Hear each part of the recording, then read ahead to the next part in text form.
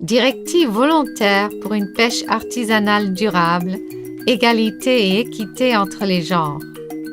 Les pêches artisanales mènent des activités diverses et dynamiques, allant des méthodes traditionnelles de pêche à faible intensité capitalistique et technologique, aux activités telles que la construction des bateaux, la fabrication des filets de pêche, le conditionnement et la commercialisation du poisson.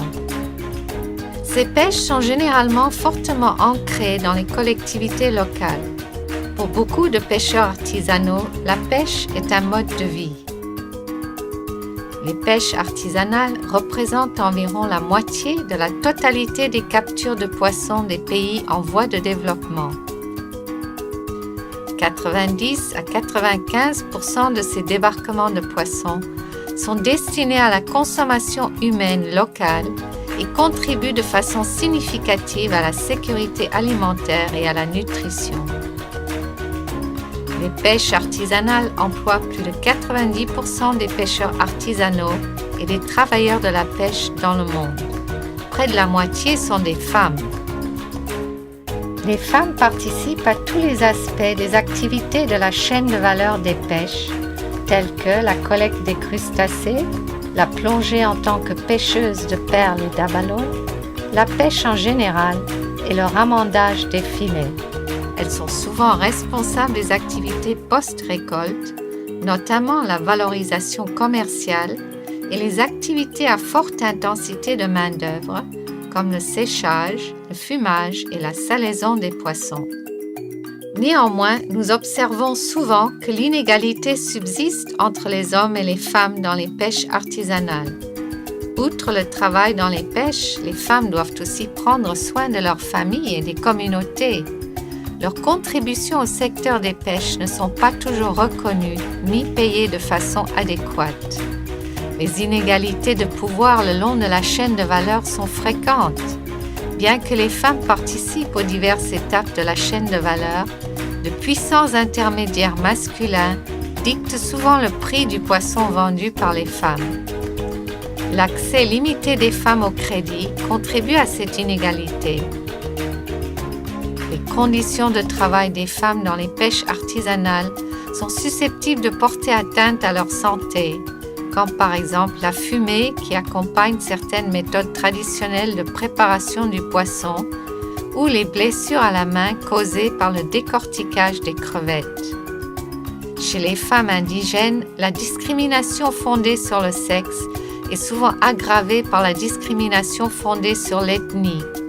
Les femmes sont en outre assujetties à diverses formes de violence dans les communautés de pêche et sur le marché. Les conventions et normes internationales, notamment la Convention sur l'élimination de toutes les formes de discrimination à l'égard des femmes, CEDAW, fournissent un cadre solide pour la protection des droits humains fondamentaux des peuples et pour remédier à ce type de situation.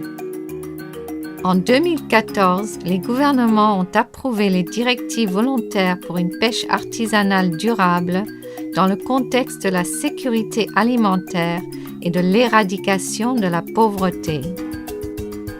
C'est le premier instrument négocié au niveau international qui cible spécifiquement les pêches artisanales. Les directives PAD cherchent à accroître la visibilité, la reconnaissance et l'amélioration du rôle déjà important joué par les pêches artisanales et à contribuer aux efforts mondiaux et nationaux déployés pour éliminer la faim et la pauvreté.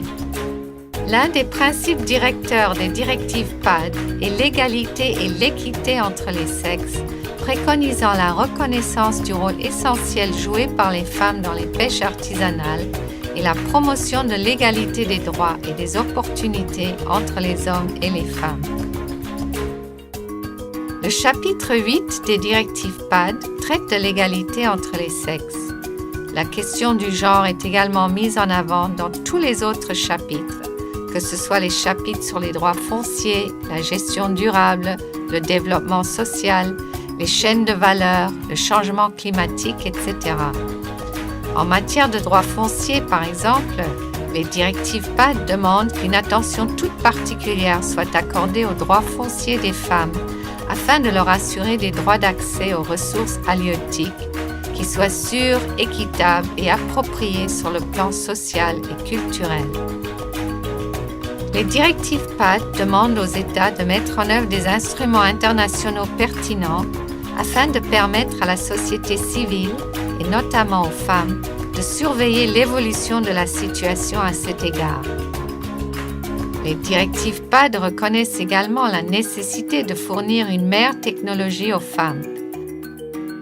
Une amélioration pertinente des infrastructures le long de la chaîne de valeur du poisson, notamment en matière de transport et sur les marchés, aura un impact positif sur les revenus des femmes. Il est essentiel d'assurer la participation des femmes aux organisations de pêche et au processus décisionnaire.